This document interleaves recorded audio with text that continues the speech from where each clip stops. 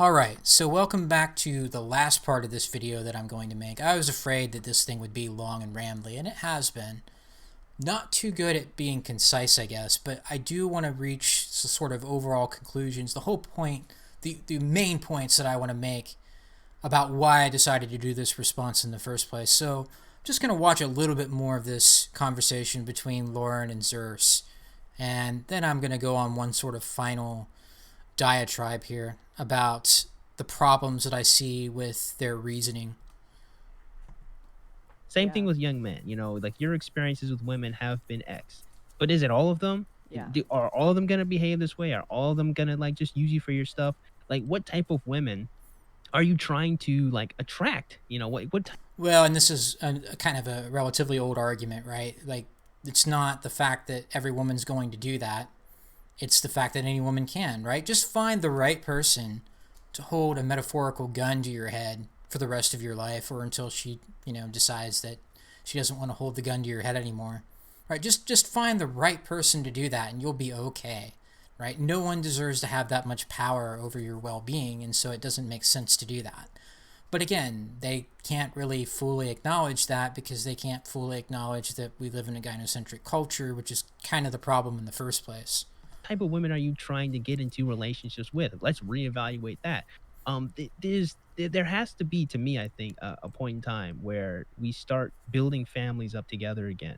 And I think that one huge solution, like to a lot of the different mass shootings, honestly, is like having a strong family unit first. Because if you have people that love you first and foremost, you're going to be invested in society. And that's what really bothers me, this huge lack of investment in keeping society going. All right, I'm going to end the sort of video response in terms of like actually watching more of that conversation there. But of course, again, there's flaws with what Zerse is saying there, in my opinion, because it doesn't really matter whether you want to work together or not. You know what the prerequisites really are to work together? As I've mentioned in the other video in part two, you've got to get rid of no-fault divorce. You've got to get rid of the Duluth model that assumes that men are guilty of domestic violence and women are always the victims. You have got to get rid of one-sided gender roles. There has to be balance between what power or authority each partner has, typically speaking, in a relationship, and what sort of rights that they have, right? If the man's going to be the provider and protector, then he needs to be, frankly, in my view, the primary authority figure. And if he's not going to get that, then, what's the kind of point for him to have to invest in all that? Men actually have to get a positive return on their investment again. One-sided reproductive rights, to where, women have their sort of right to, for whatever reason, basically reasons of convenience, delete a pregnancy, but men have no reproductive rights at all. And when women lose that right, everybody's, not literally everybody, but, everyone on the left is screaming about it. Either you have to give men the right to paternal surrender in the same vein that women have the right to abortion, or you just say you're not going to have any of that, and people actually have to have their kids and raise them together. You have to have some sort of balance and equity. You have to have a system that does not discriminate against men. You have to have a culture that doesn't blame men for everything and tell women that cheat that they, deserve better anyway. You cannot have that sort of framework in reality if you want men that are aware of these liabilities, these problems, these risks to actually participate in the marriage system again, right? The institution of marriage itself has become incredibly gynocentric because of all these things. And so the issue again is, if you really want to be serious about fixing this, you have to acknowledge gynocentrism, and you actually have to recognize that you need to fix that before men are going to actually want to, protect women or be with women in terms of building a life with a woman and all that. It has to actually be a plausible thing. There has to be a foundation for that. And so I want to get into now the two kind of ultimate conclusions with all this, the two main points for me making this video, this whole series 3-part video. One is basically that Lauren and Zerse are basically wrong. Because to say that men have walked away because of the same sort of equivalent reasons of women becoming feminists is just not true. because the reasons that feminists cite are fantasyland nonsense, or they're based in that, whereas the reasons for men walking away are totally legit and based in reality. Yes, you do have men that just hate women. You have men who will essentially also go through this little cycle, and you do see this in the manosphere, to be fair, where, they'll say that they hate women, then they'll meet a girl that they like that seems to be different. They'll decide to take the plunge and maybe get married or live with that woman, or even, God forbid, have a kid with that woman. And then guess what? It turns out that she was cheating, or she was not really what she seemed to be. And then, there's this, well, I'm going to blame all women for that again, right? You can get into toxic cycles like that, for sure. That is true. But most of the men that are walking away and saying, you know what, nah, I'm just not going to get married. I'm not going to deal with women. I'll just use women for pump and dumps. Or I'll just not only have female platonic friends, and if they want something more, then I'll just end the friendship. Or whatever the particular form, the particular sort of stance that guy takes in relation to women, these men have absolutely legit reasons for doing this based on what's actually happening in society. And that, again, is the essential problem, as I've said many times with Lauren and Zerse's conversation here, is they cannot acknowledge that we don't live in a balanced society. We don't live in a society where men and women can just work together. If you try to go into it with that attitude as a man and into a relationship, or you're just sort of overall dealings with women, you're going to get screwed over, and you're going to get screwed over hardcore the vast majority of the time.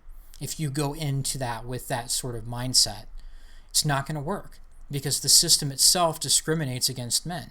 It's not like women who choose the bad boys, or had a million different ways, not literally a million, but several ways to use contraception, and they got pregnant from some guy that wasn't ready to be a father. That's on the woman, right? That's a different scenario. And I'm not saying men don't get women pregnant. Of course they do. They do stupid stuff sexually as well. But again, primarily women have no sort of foundation for blaming men for that. Women make poor reproductive choices when they do that. It's on them. But for men, a lot of guys tried to do things the right way. They got married. They were a good provider and protector. And she cheated anyway. Or she was violent toward him, and then he got arrested and thrown in jail anyway. And she divorced him and took the house and took the kids, and now the kids may hate him anyway. Right? The system itself is so against men that it's just a totally different scenario. And there's no equivalency on the other side. Again, I do find it a little bit humorous once you think about it and figure this out, that Lauren would say, oh, I'm not saying women don't have as many issues as men, or that men's issues are worse. Of course they're worse. There's nothing on men's or on a women's side of the aisle that's equivalent to not being able to see your own kids in most cases, or having no reproductive rights whatsoever. Even in light of sort of recent developments, right? Women can still go to another state and get an abortion. I don't agree with that, but that is the way that it's going to be. Like, I do agree, as just a side note, that probably is the best law, is for the states to decide this, but I still don't agree with abortion of convenience. But women do have the ability to get that. They're just going to have to work harder for it.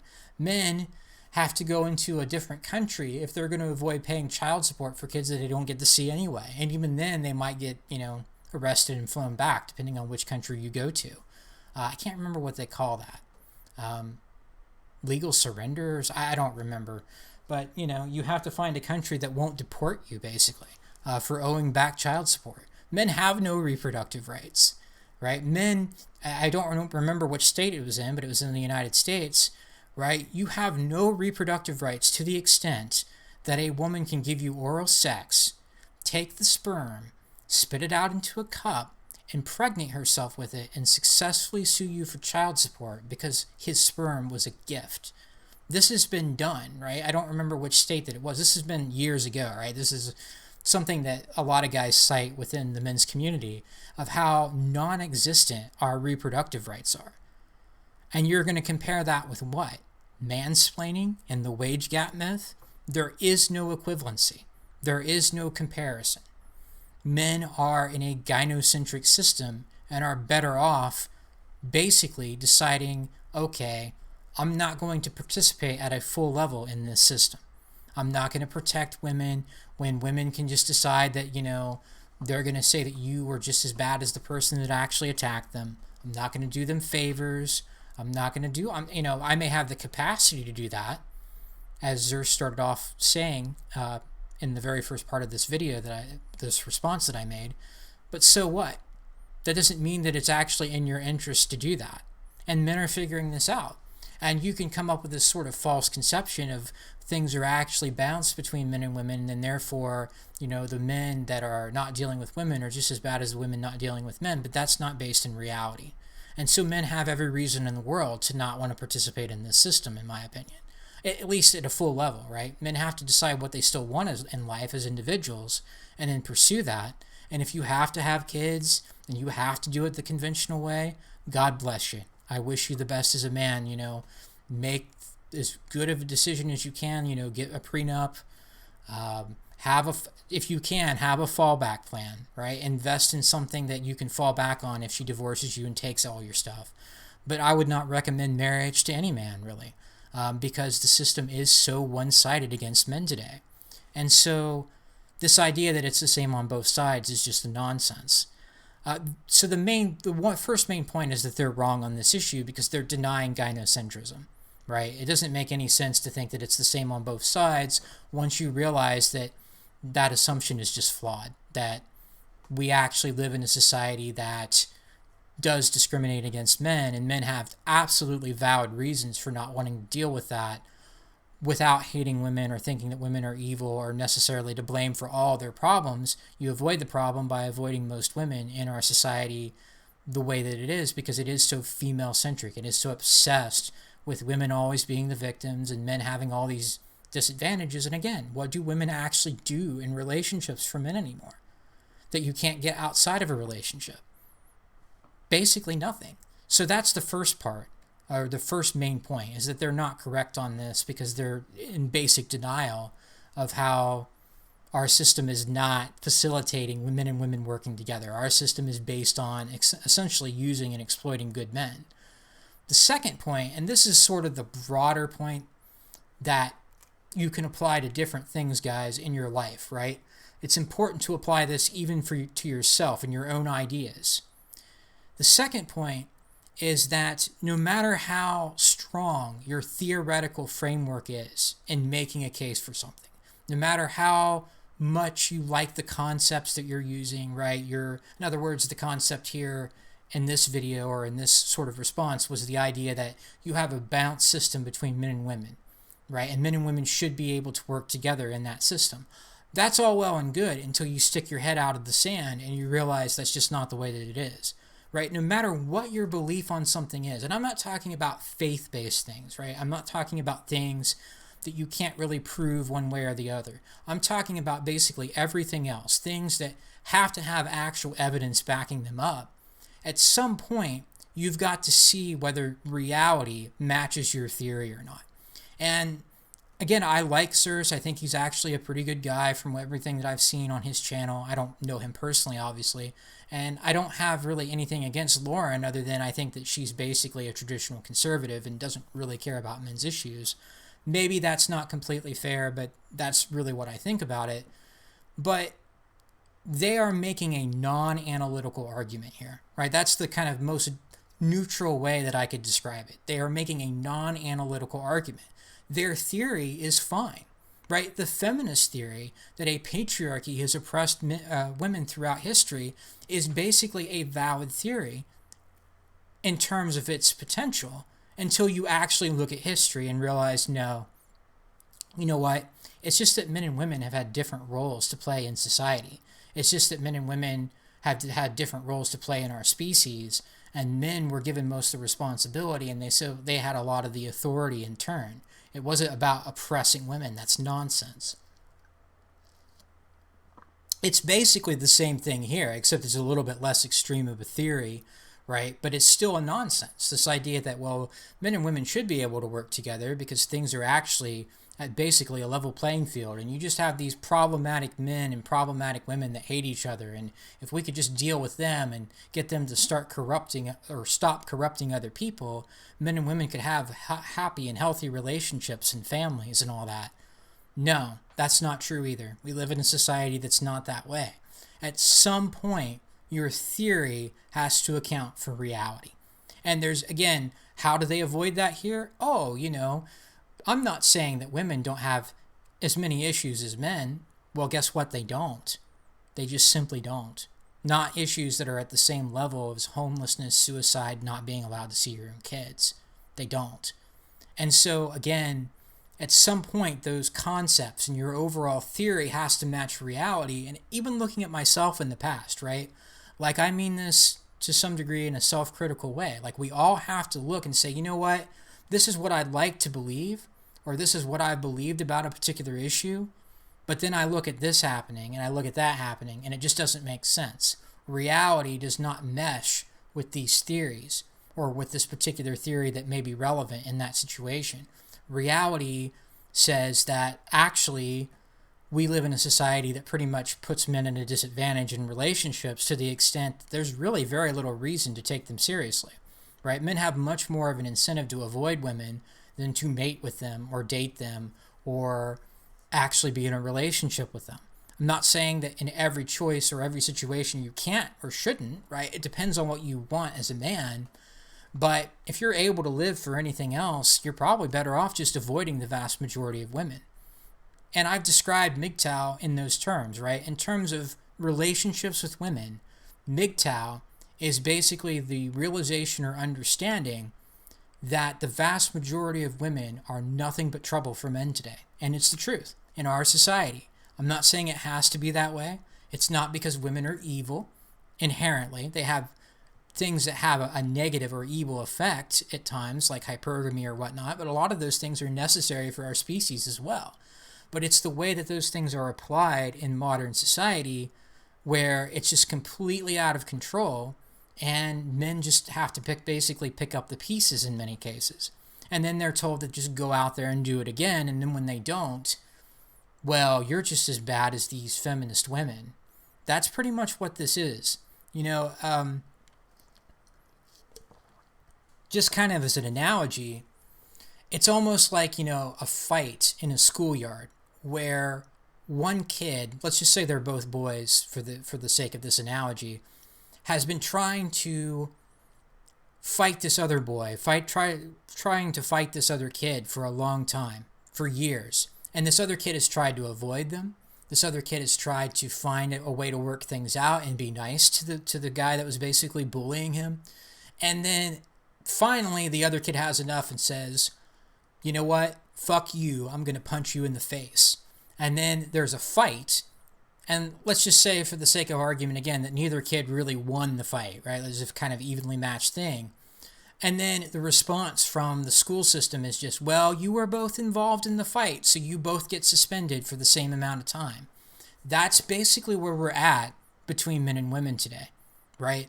We're at a point where guys are not even fighting back, right? That's really sort of the shortcoming of that analogy. Guys really aren't fighting back. They're just walking away. And it's like saying, you know what? This guy tries to fight me all the time. I'm going to change classes. That's really what it's more the equivalent of. I'm going to change classes so that I'm not in class with this guy. And it's like the school system saying, you can't do that. You need to work things out. You're just as bad as he is, right? Women have been trying to pick a fight with men through feminism and through gynocentric policies for over 100 years now. And men are finally saying, you know what? Nah, we're done with this. We've been divorced. We've seen other men get divorced that we care about. We see how whipped most married men are. And I do feel comfortable making that statement. Right? Most married men are basically kowtowing and just allowing the woman to wear the pants in the relationship, from what I can see today. I'm sure there are some exceptions to that. I know that there are, but for the most part, that's where it stands. And it's like saying, after 100 years of women creating this system that is so detrimental to a man's well-being, when men just say, you know what, I've had enough, I'm going to walk away from this, well, you're just as bad as the feminists. You're part of the problem, right? You just hate women. This is what you get now. And what this tells me is that this is the right decision to make indeed, right? Like, things are not going to get better, in other words. things are not going to improve between men and women, other than women are just going to continue uh, to gain more and more of an upper hand, because you can't even acknowledge gynocentrism. You can't even acknowledge that, you know what, no, it's not just the same on both sides, that men have legit reasons for just not giving a fuck about women in society anymore in these circumstances or under these circumstances. When instead you basically say, and this is actually a realistic analogy, right? I've seen, even back in the late 90s and early 2000s when I was in school, when I was basically a teenager, um, you would see situations like that sometimes where one kid would start a fight. Clearly, he was the one that incited it, and then both kids would get into equal trouble. That's really a feminine way of doing things, and that's kind of a different topic, but that type of thing really does happen. And I can only imagine that it's worse in modern times, but the point again is that this is basically what men are doing. They're walking away. They don't want to fight with women anymore. They're tired of women having the upper hand in the family courts. They're tired of one-sided gender roles where the woman basically doesn't do anything in a relationship, but she still expects the man to make a certain amount of money or she's going to leave. Um, you know, we're tired of having no reproductive rights and then being expected to be up in arms about women having their abortion of convenience rights taken away. Basically, guys are fed up with this, and then somehow, when guys don't give a shit about that society and don't want to help women anymore and want to just walk away, well, you're just as bad as the feminist women, right? That's sad. It really is sad. And Lauren and Zerse both should know better. Zerse especially should know better. He knows enough about men's issues and problems to realize that that's not really a valid way of thinking. I think Lauren is actually a pretty smart person. I think that she's shown with other political issues and whatnot that she's analytical enough to know this as well. But again, you have to acknowledge gynocentrism. You have to abandon this whole, well, women have issues too type of nonsense in Western society, right? We're obviously talking about United States, Canada, Australia, the UK, probably a lot of other mainland European countries as well, right? Society in these countries is incredibly gynocentric. The man is at a pretty severe disadvantage in trying to be part of a conventional relationship with a woman. And again, guys, that's just to deny this and act like things are at a level playing field and that men and women just need to work together is just a sign that they're really not serious about fixing things between men and women, right? To fix things between men and women, you would actually have to take pretty radical action. You have to get rid of no-fault divorce. You have to get rid of the Duluth model for domestic violence.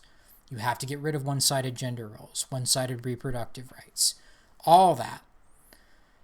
And even then, it's just like, then you might open up the conversation about what men and women both want and need from each other. But until that happens, it's a nonsense. And when you can't even acknowledge gynocentrism in the first place, then there's really no reason to take this type of thing seriously, in my opinion. But again, guys, to wrap up, the broader context of this, besides just saying that Lauren and Zerse are being non-analytical with their arguments here, they're not actually looking around and seeing whether things really are balanced between men and women and seeing that that's really not true. And so there is no basis for cooperation because of that. The bigger point is that we have to be aware of being lazy in this regard. All of us do, right? Just saying, well, this is my theory, and I'm just going to assume that it's true without looking at stats, without looking at facts and evidence. And we're going to reach different conclusions and have different interpretations of evidence or certain events that go on, right? We're going to have differences of opinion, but at some point there has to be a sort of, I guess you could call it like a synchronizing or a synchronization between your theory and reality. At some point, they have to go together. At some point, you actually have to gather real-world evidence. And it's very tempting to say, I just believe this, and then not really see whether how things actually play out in life are actually consistent with that or not. It's a lot easier to just come up with this kind of theory, right?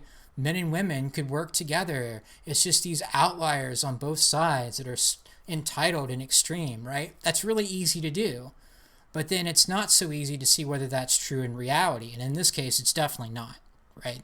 It's actually pretty much the opposite of that, and it's totally one-sided in favor of women for the most part.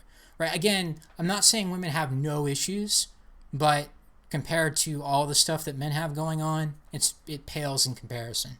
And so, right, we have to be willing to actually put our theory and the concepts that we're using into reality at some point. And if we can't do that, then our theory is probably bullshit. That's the sad sort of inconvenient truth to all of it, is that, at some point our theories actually have to be validated in real life. And in the case of where things stand between men and women, it's clear to me that the theory that explains pretty much the vast majority of things in reality is gynocentrism. That we have a system that favors women over men when it comes to almost all of the major important things. And again, women just don't really do much in relationships anymore. And so you can say that men should do this for women or want to work together with women and all that, but until you reverse the gynocentric nature or the gynocentric sort of reality of things, then there's really very little reason to take this seriously. But again, this can apply to almost anything: politics, philosophy, those types of things. If your theory is not grounded in reality, at some point you have to give way and say, you know what, we need to modify this or completely discard it, look at what's actually going on, and find a way to reasonably explain things. But when you have sort of a lack of willingness to do that, you're always going to be, basically, there's always going to be a high chance of being wrong at some level. You're eventually going to find that you're wrong on a number of different things if you can't try to put your theory into practice like that and see whether it's actually true.